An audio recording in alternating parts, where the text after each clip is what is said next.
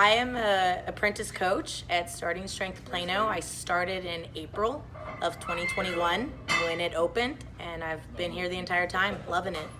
There's a lady here at Plano. She used to be at Dallas. Her name's Lolisa. She's 85 years old, and she's my hero. And if you look way back in the old Instagram posts, you see her pressing a broomstick overhead because that's all she could start with.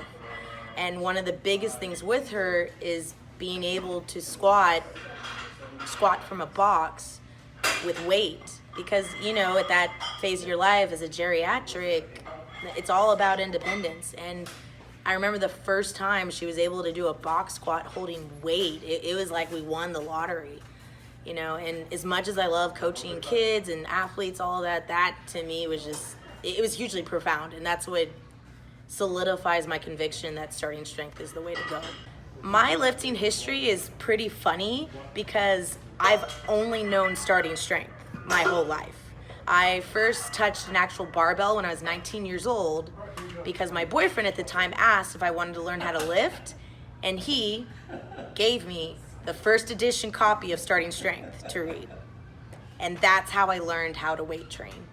I immediately saw changes to my body. I used to be small, a bit out of shape and weak, and then all of a sudden I was small, and in my martial arts life, I was dropping people with body shots.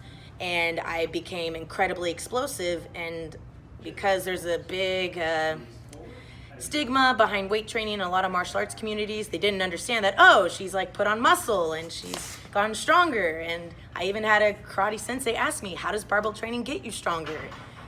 But I knew immediately that effect from choosing to do that kind of activity. And every point of my life, I've somehow had weight training.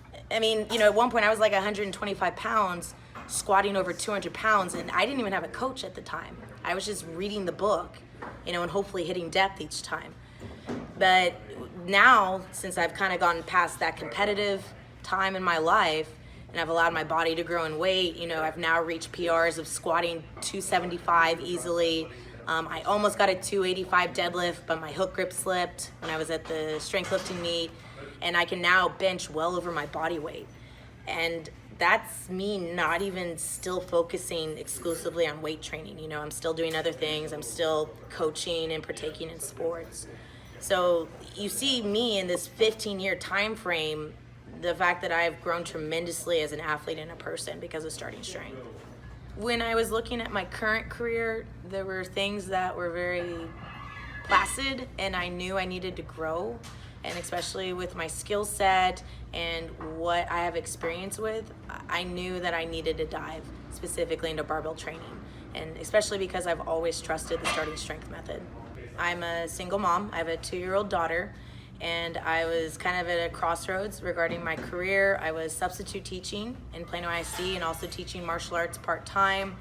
And I've always felt a connection to barbell training. There's a whole backstory behind that I'll happily share in a bit. And really what happened was I was thinking of getting back into starting strength training.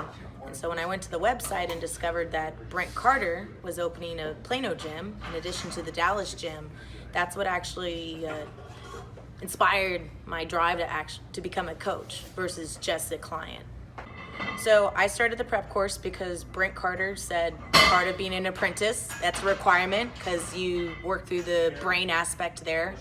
It reminded me greatly of being in graduate school, doing an online class, self-paced, meaning having to be self-motivated.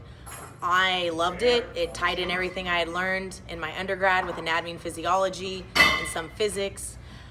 I didn't think it was hard content-wise. I just knew it was time-consuming. But I know to have a holistic view of the starting strength method, it was just integral. Because suddenly, what I was studying in a classroom setting, all of a sudden, when I'm watching a client move, I'm starting to actually dissect their movement further than just the human body. You know, I'm seeing the moment arms. I'm understanding, you know, the force application behind it. And to me, it was a huge thing. My goal is to take the platform in April, and I know that's a bit of a length of time, but it allows me more opportunities to get better coaching. But to me, getting that prep course under my belt was huge to get this part ready. I accomplished the prep course in 3.5 months when typically it's recommended to take 6 to 7 months. And my mentor Anna will tell you I didn't rush through it. I put in a lot of effort into it. I even cited my sources. I felt a lot of pressure to finish it because one, being a mom where I don't have a lot of time, I had to prioritize things. I knew for me, secondly, that I find it very easy to be in a classroom setting. What's difficult for me is actually being on the platform, literally. Finally, the big thing was I knew I was still in a crossroads of my career, starting a new job as a teacher in Frisco ISD, and I knew once the school year started, I wouldn't have the time to prioritize. So I knew in the 3-4 months that I had, like, I'm determined to finish it. So I set out and did it. My coaching definitely changed from doing the prep course. So for example, I coach high school kids and I coach wrestling, which means we actually lift. And there's a lot of deviations that you find, and you have to get pretty assertive and at the same time creative, fixing those on the fly, especially when you're dealing with more of a teenage brain versus say an adult brain. And having that prep course under me allows me to have confidence in knowing how to quickly assess and correct. You know, here at the gym, same thing happens, but you have a mentor coach over you, you have other clients that are moving similarly. So in some ways it's easier.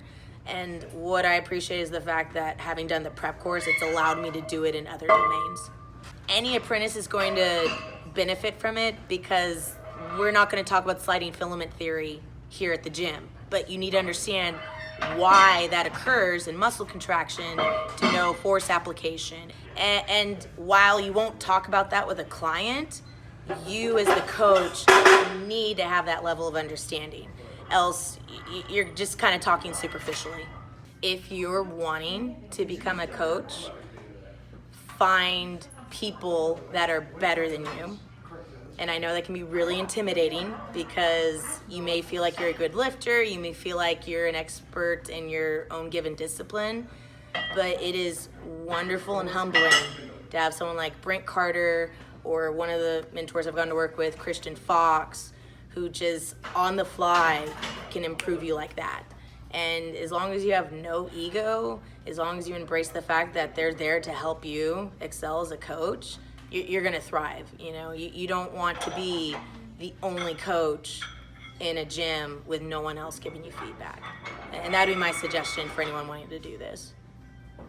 If you're someone that wants to become a coach that's never coached before, but you've lifted, you need to embrace the shift in your identity because you know how to lift with your body, but that doesn't mean you know how to coach other bodies. And so take the time to expose yourself to different people, different lifters, because the way they move is not the same as you. And if you are too egocentric, as in you only focus on how you are lifting, it's going to limit the scope of clients you can work with. And that's my suggestion in that domain.